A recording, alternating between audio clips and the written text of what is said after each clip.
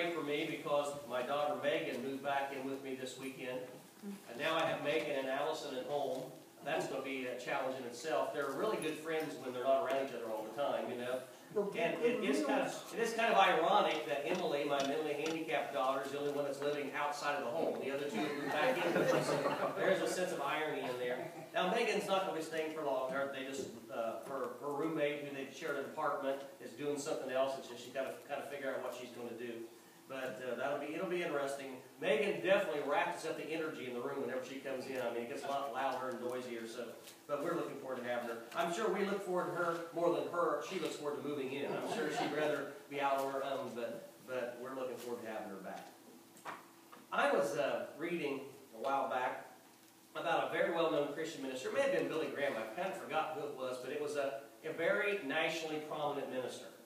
And he was holding a convention in Pittsburgh, Pennsylvania, and after a conference one night, one of the men that supported, it was a very wealthy man who supported the conference, took him with him, and they went to a social gathering of other very influential, very wealthy people, many of them not Christians.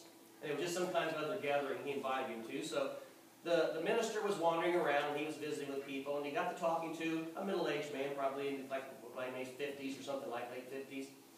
And the man asked him, well, what do you do for a living? And he said, well, I'm a minister. And the man had this to say. He said, well, listen, understand, I appreciate what you do. I really do. He says, I understand how religion or Christianity could be a real need to people who have problems.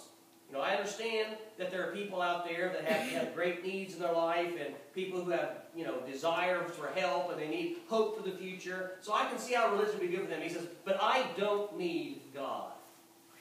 He says, my life is perfect. He says, I've got everything going for me I could ever want. He said, I'm 55 years old. I'm getting ready to celebrate my 35th anniversary this weekend. I've got 2 fine sons. He said, I just sold my business. I got $100 million invested. I got everything I ever want or anything I ever need. I don't need God.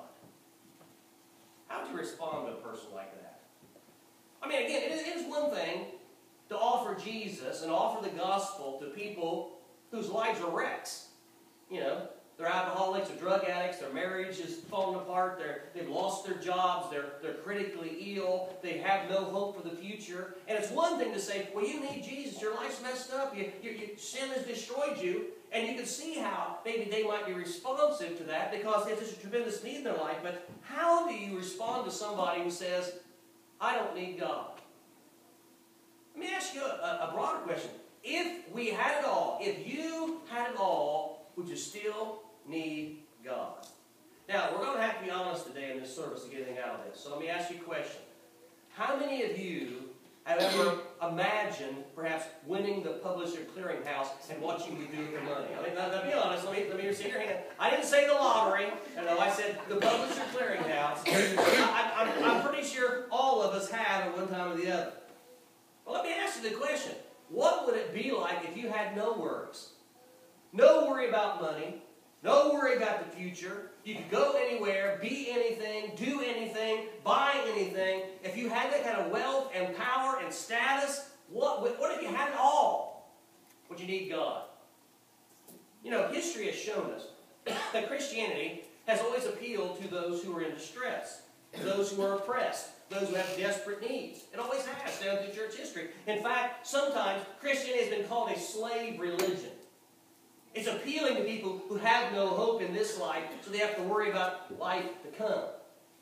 The great philosopher Friedrich Nietzsche referred to Christianity as the opiate of the masses. Just something you have to salve to get you through your tough times and your tough life. And that makes sense, I guess, in a way, but what would you say to the person who has everything? Who really lives in these big mansions and stuff like we see on television, and they drive the fancy cars, they fly in their private jets, and they go anywhere and do anything. Give some to me. Yeah, well, that's probably what we'd like them to do.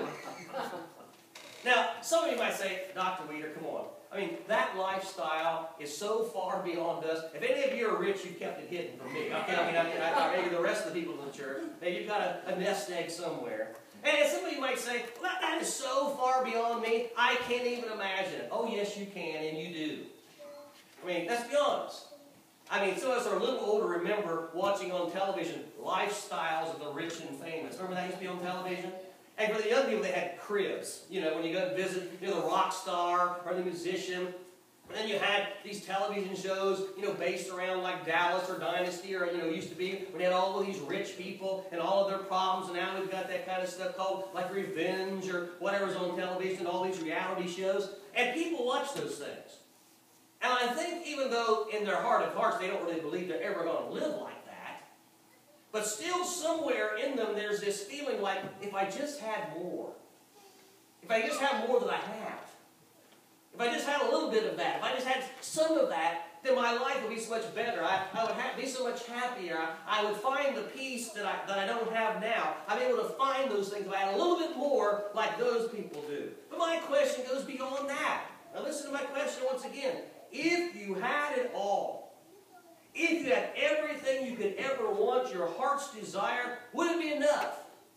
Would you need God? You say, well, Dr. Weir, I don't know if anybody could ever answer that question. I can't really imagine any man or any woman that has had everything they ever wanted, no limitations, their heart's content. But that's wrong. There was somebody like that. There was a man who had everything his heart would desire. In fact, in his own words, he says, whatever my eyes desired, I kept it not from them. I withheld not anything from my heart for joy. Now, can you imagine this? Imagine what it would be like if whatever you saw you wanted, you could have. Anything that caught your fancy. I mean, how often have you driven by it? I do this. You drive by and say, man, look at that house. Wow. I wish I had a house like that. Drive by the car lot, by the truck. Oh man, look at that truck. Wow. I like to have that truck. You're in the store, you're in the mall, you're in someplace. Wow. You know, I wish I could afford that. Might even have been a time we thought, I wish I had that gal or that guy. Might even have been a time like that, I don't know. Imagine what it'd be like. Whatever you saw, you could have.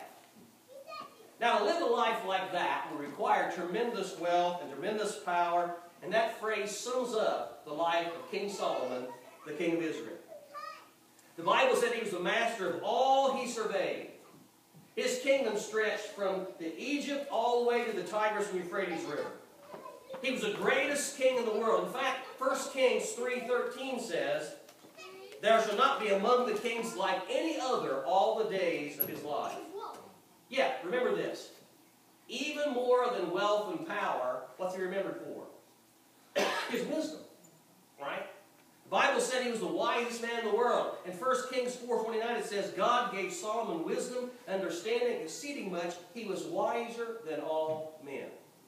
So, if any person could tell us what it's like to have it all, it would be Solomon. The richest, the most powerful, the wisest man who ever lived. And in the book of Ecclesiastes, he tells us his story. Here Solomon is looking back on his life. He's an older man. He's been king of Israel for 40 years. And in Ecclesiastes chapter 2, he reviews his life and his search for satisfaction through the things of the world. So listen together as Solomon speaks. A man who had everything, did he still need God? Let's look at Ecclesiastes chapter 2. And in the first about 11 verses, I'm going to read them for you.